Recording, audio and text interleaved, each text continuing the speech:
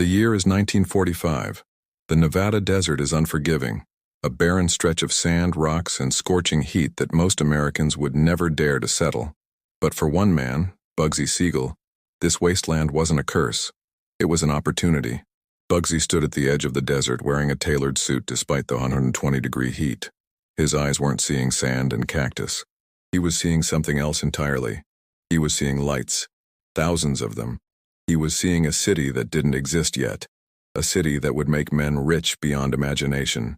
At that moment, America had just emerged from World War II. The economy was booming.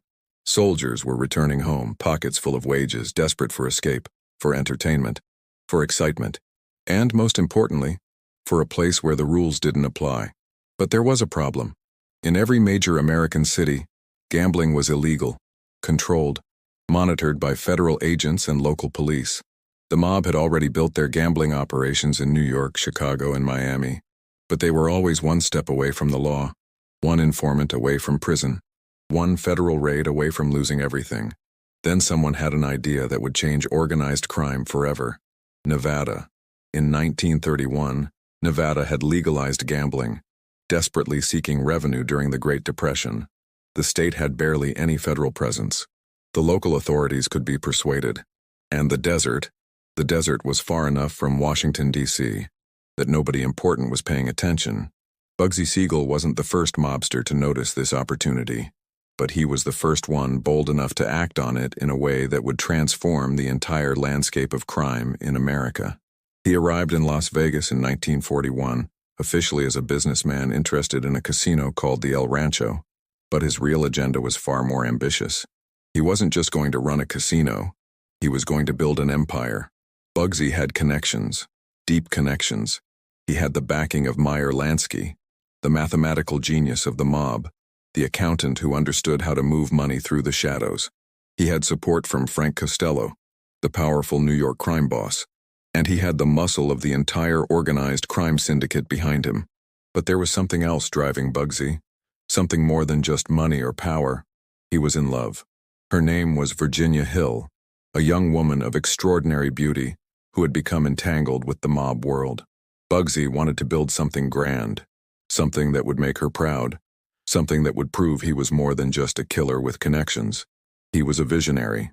In 1945, he purchased a plot of land on the Las Vegas Strip, a stretch of road that was literally nothing but empty desert. Using Lansky's financial networks and mob money that had been accumulated through decades of racketeering, Bugsy began construction on the Flamingo Hotel Casino. The project was audacious, impossibly ambitious for the time. The Flamingo would be like nothing Las Vegas had ever seen. It would have a casino, yes, but it would also have fine dining, swimming pools, a nightclub with the biggest entertainers in the world, and luxury suites designed for the wealthiest gamblers. The construction began in December 1945, but almost immediately, problems emerged. The desert was harsh. Materials were scarce in the post-war economy. Labor was expensive. Suppliers realized they were working for the mob and doubled their prices. Some materials simply went missing. Corruption, greed, and inefficiency plagued the project at every turn. But worse than the construction delays were the rumors spreading through Las Vegas. People whispered that Bugsy was skimming money from the mob's investment, that he was overcharging the mob for construction costs and pocketing the difference to fund his lavish lifestyle with Virginia Hill, that the Flamingo was becoming a black hole, a money pit that would never be recovered. In New York, Meyer Lansky and Frank Costello watched the reports carefully. They had invested an enormous amount of money, millions of dollars, adjusted for inflation, a sum that represented their entire accumulated wealth from years of bootlegging, gambling, and racketeering, and it was disappearing into the desert. By late 1946, the Flamingo was still under construction. It was hemorrhaging money. The mob bosses were losing patience. Some of them wanted to pull the plug on the entire project. Others whispered darker things about what should happen to Bugsy. But then, in December 1946, something unexpected occurred. The Flamingo finally opened, and it was magnificent. The opening night was a spectacle. Celebrities arrived by plane. The casino gleamed with chrome and neon. The restaurant served gourmet food prepared by renowned chefs. The nightclub featured the biggest performers in America. For the first time, the mob had created something that wasn't just criminal. It was beautiful. It was legitimate on the surface, but deeply criminal underneath. The Flamingo immediately became the most glamorous destination in America. Wealthy gamblers, celebrities, and high society figures began arriving in droves. Money poured in at a rate nobody had anticipated. Within weeks, the initial losses from the construction phase had begun to be recouped. Within months, it became clear that the Flamingo would be enormously profitable. But by then it was too late for Bugsy. On June 20, 1947, Bugsy Siegel was shot and killed in his home in Beverly Hills. He was found on a couch next to a newspaper, still holding it in his lifeless hands. The murder was never officially solved, but everyone in the mob world knew the truth. The mob had decided Bugsy was too risky, too unstable, too ambitious. They decided he needed to go. But they kept the Flamingo. And they kept the idea. Because Bugsy had proven something revolutionary to organized crime. He had demonstrated that the mob could build something legitimate, something the average American could participate in without shame. Bugsy had shown them that the line between crime and business could be blurred so effectively that nobody could tell the difference. As the screen fades to an image of the Flamingo Hotel at night, the narrator asks, "What do you think drove Bugsy Siegel to such an ambitious dream?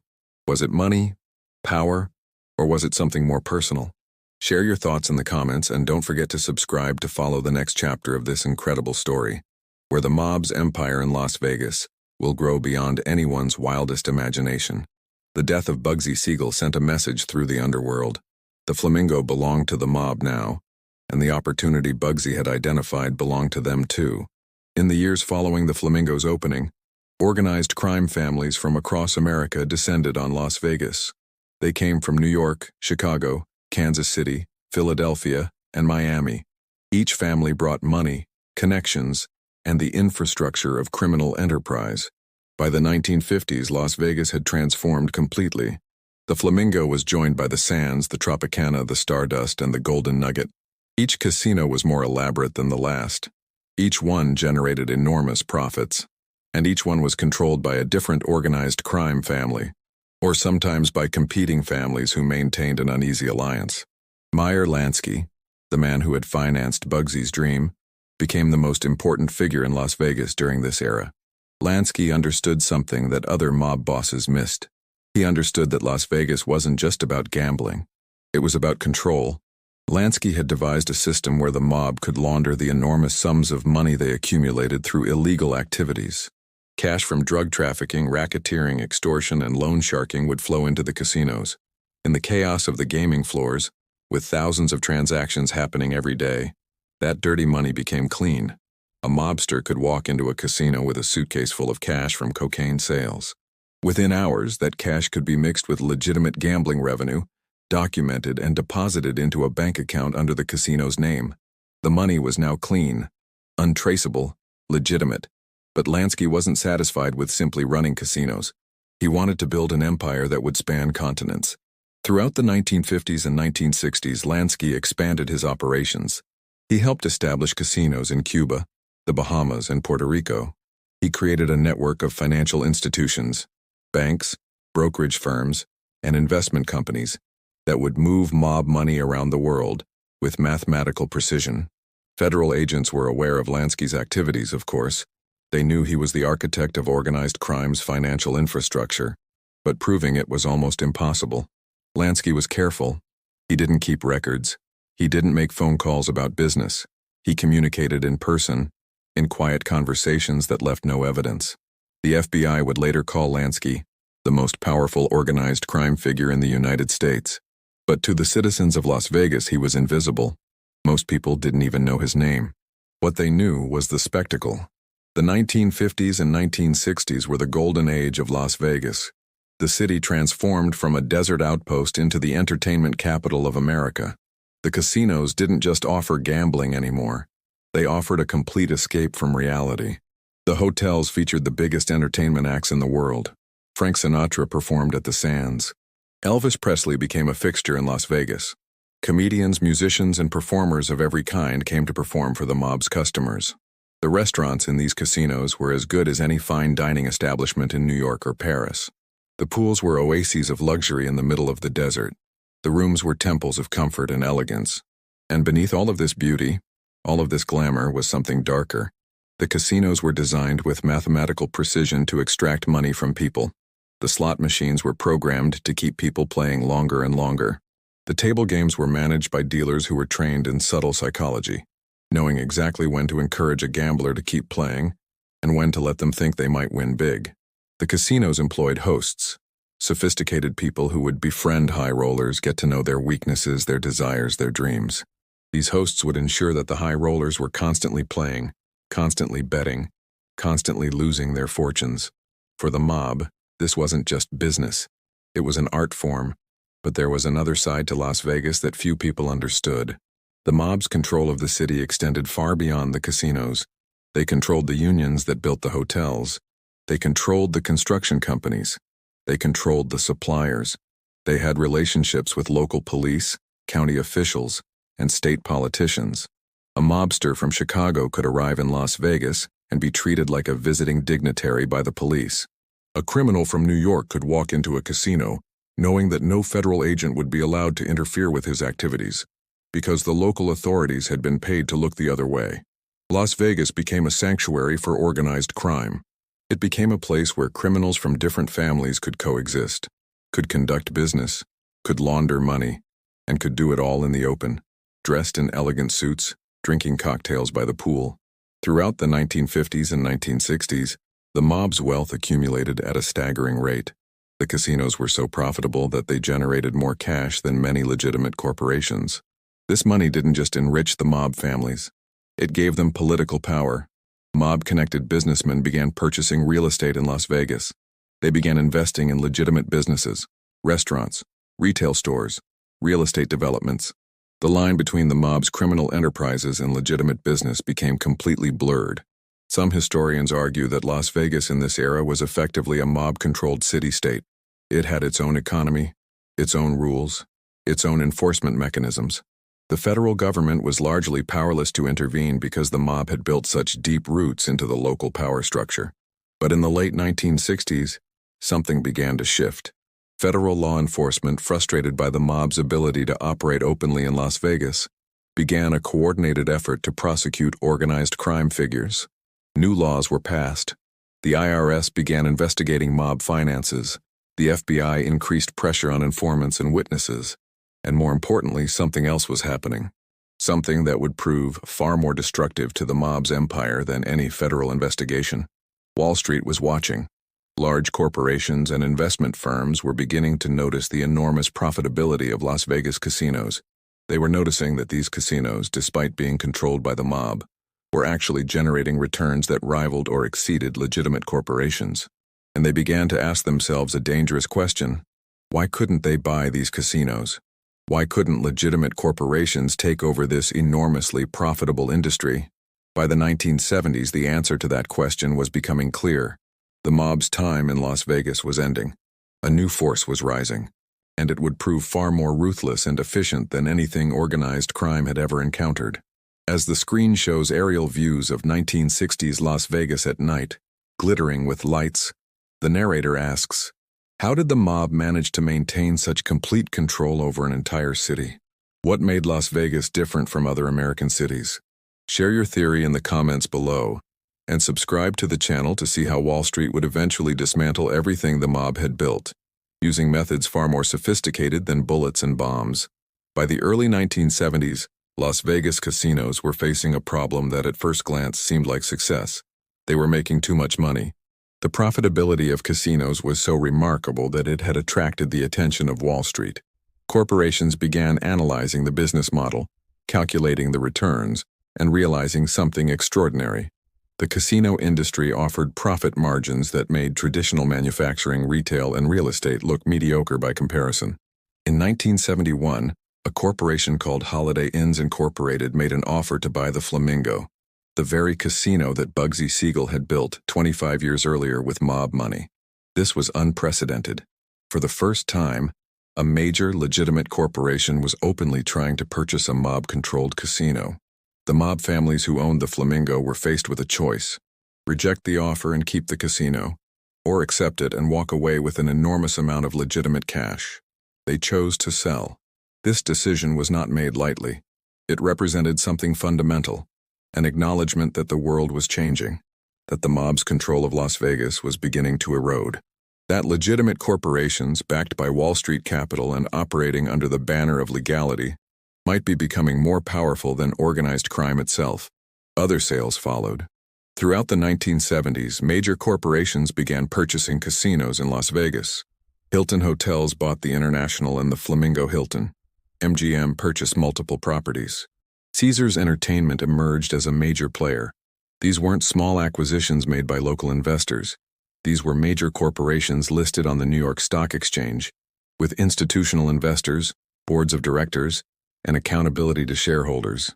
The mob didn't disappear from Las Vegas overnight, but their control shifted from ownership to influence. They maintained relationships with various casino operators, still moved money through the casinos, still derived significant income from their connections, but they were no longer in charge. This transition happened so quietly, so smoothly, that most people didn't even notice it. The casinos continued to operate. The shows continued. The gambling continued. From the perspective of a tourist visiting Las Vegas, nothing had fundamentally changed. But for the mob, everything had changed. The shift from mob control to corporate control represented something far more significant than simply a change of management. It represented a transition in the fundamental nature of economic power in America. The mob had built Las Vegas through relationships, loyalty, violence, and the threat of violence. If you owed money to a mobster, the consequences were severe. If you cheated the mob, you might end up dead. The mob's power was based on fear, on personal relationships, and on the willingness to use violence. Corporations operated differently. They had no need for violence because they had something more powerful: capital. A corporation could simply outbid the mob. A corporation could offer more money than organized crime could match. A corporation could use legal mechanisms, courts, contracts, regulatory agencies, to enforce its will. A corporation didn't need to threaten violence because the system itself enforced corporate interests. More importantly, corporations could do something the mob could never do. They could grow indefinitely. The mob was constrained by geography, by family relationships, by the loyalty of specific individuals. If a mob boss died, there might be a succession crisis. If a family split into factions, power would be divided. The mob's growth was limited by these human factors. But corporations could scale endlessly. They could expand globally. They could merge with other corporations. They could raise unlimited capital from investors. They could replace individuals without losing power. The mob might have controlled Las Vegas, but only a few families benefited from that control. A corporation could generate wealth for thousands of shareholders.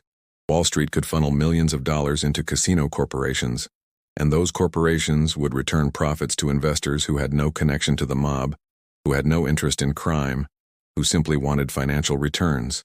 By the 1980s, the process was essentially complete. Las Vegas was no longer a mob city. It was a corporate city. The casinos that had been built with money from drug trafficking and extortion were now owned by legitimate corporations. The money that had once flowed to mob families now flowed to shareholders in the form of dividends. The transformation happened with almost no violence. There were no dramatic shootouts, no major arrests, no federal prosecutions that dismantled the mob's power. Instead, the mob had simply been displaced by a more powerful force, a force that operated within the law, that played by the rules of capitalism, and that proved far more effective at extracting wealth than organized crime had ever been. Federal authorities had tried for decades to prosecute mob leaders and dismantle their organizations. They had limited success. But Wall Street accomplished in a few years what law enforcement couldn't achieve in decades. It removed the mob from power, not through legal prosecution, but through capital. This had profound implications that extended far beyond Las Vegas. It suggested that in the American economic system, legitimate corporate power was ultimately more powerful than illegitimate criminal power. It suggested that if you could do something legally, even if it was morally questionable, you could do it more effectively than someone doing the same thing illegally. The casinos operated by corporations were often just as exploitative as mob-run casinos had been. They extracted money from people just as efficiently. They used psychological manipulation to keep people gambling. They made enormous profits by creating addiction. But they could do it legally. They could do it with government approval. They could do it with the backing of the financial system. And because they did it legally, they could do it more efficiently, more profitably, and more extensively than the mob ever could. The mob had built Las Vegas, but Wall Street had perfected it. As the screen fades to show modern Las Vegas casinos, gleaming corporate entities with recognizable corporate logos, the narrator asks, was this transformation ultimately good or bad for Las Vegas? Did replacing mob control with corporate control really change anything fundamental about how the city operated? Or did it just make the exploitation more legitimate? Share your thoughts in the comments and hit that subscribe button to see the final chapter, where we reveal the shocking legacy of this transition and what it tells us about power, wealth, and control in modern America. Today, Las Vegas is one of the most visited cities in the world. Millions of people arrive each year seeking the same thing that attracted Bugsy Siegel to the desert 80 years ago: escape, excitement, the possibility of transformation. They come from around the world to gamble in casinos that bear the names of corporate conglomerates: MGM Grand, Caesars, Bellagio, the Venetian, Mandalay Bay. They don't think about the mob when they're visiting these casinos. They think about entertainment, luxury, and the slim possibility that they might win big. But beneath the surface, the story of Las Vegas contains a lesson that extends far beyond a single city. It's a lesson about the fundamental nature of power in America. The mob didn't lose control of Las Vegas because law enforcement defeated them. The FBI never successfully prosecuted Bugsy Siegel's vision out of existence. Federal agents never dismantled the mob's organizational structure in Las Vegas. Instead, the mob lost Las Vegas because they encountered a force more powerful than themselves: capitalism. Wall Street didn't defeat the mob through force. It defeated the mob through capital. It defeated the mob by offering more money, by being more efficient, by scaling larger, by integrating with the legal system rather than operating outside of it. This reveals something profound about how power works in modern America. We often think about power in terms of violence, government control, or force. We imagine that powerful people get their power by intimidating others, by threatening them, by controlling the means of violence. But in the modern economy, power increasingly comes from capital, from money, from the ability to invest, to scale, to build, and to control resources. The mob was powerful in Las Vegas because they controlled the casinos and the money that flowed through them. But they were limited by their own organizational structure. They could only extract so much money before federal authorities noticed. They could only expand so far before they encountered legal or political resistance. Wall Street could do the same things: extract money from people through gambling, build massive enterprises, generate enormous profits. But they could do it legally. They could do it with government approval. They could do it with the backing of the entire financial system. And because they could do it legally, they could do it more extensively and more profitably. Consider the numbers. In the 1960s, at the height of mob control, Las Vegas casinos were generating approximately $200 million annually in revenue. Adjusted for inflation, that's about $5 billion today. The mob families who controlled these casinos were extraordinarily wealthy by the standards of organized crime. But today, Las Vegas casinos generate approximately $12 billion annually in revenue, 8 times more than the mob-era peak. And these profits are distributed not to a handful of mob families but to thousands of shareholders through corporations. The corporation has essentially industrialized the extraction of wealth from people in Las Vegas. In the mob era, if you were an average person, you might visit Las Vegas occasionally, spend a modest amount of money, and leave. The mob could only extract so much because their operations were limited by their organizational capacity and by the need to avoid federal scrutiny.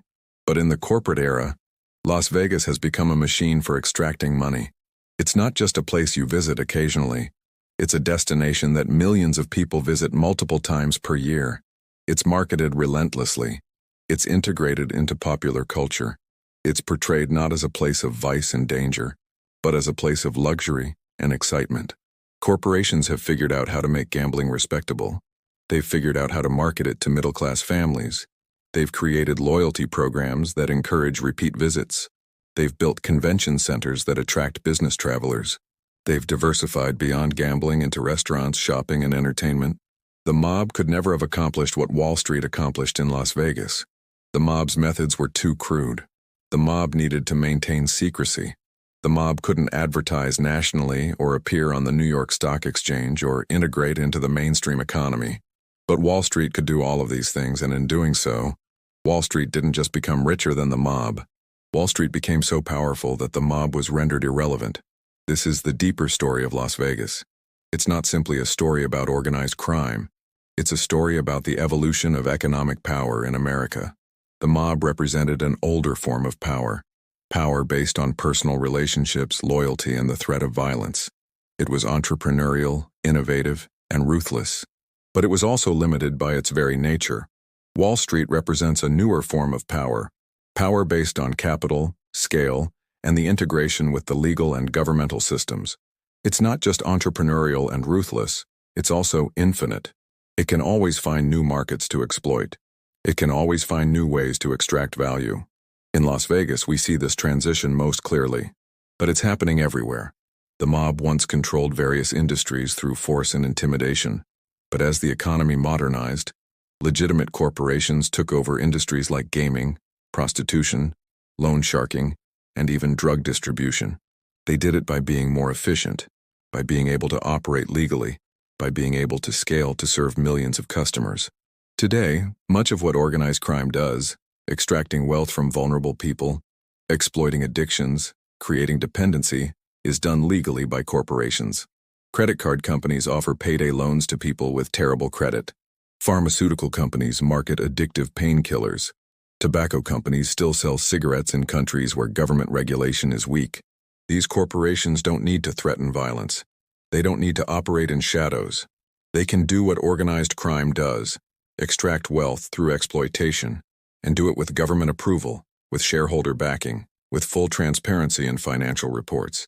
This raises a disturbing question. Is modern capitalism in many respects just organized crime that's been made legal? The mob extracted wealth from people through gambling addiction, through usury, through controlling vice industries. Modern corporations do exactly the same thing, but legally. The corporation's shareholder is the modern equivalent of the mob boss. Both are extracting wealth from the system.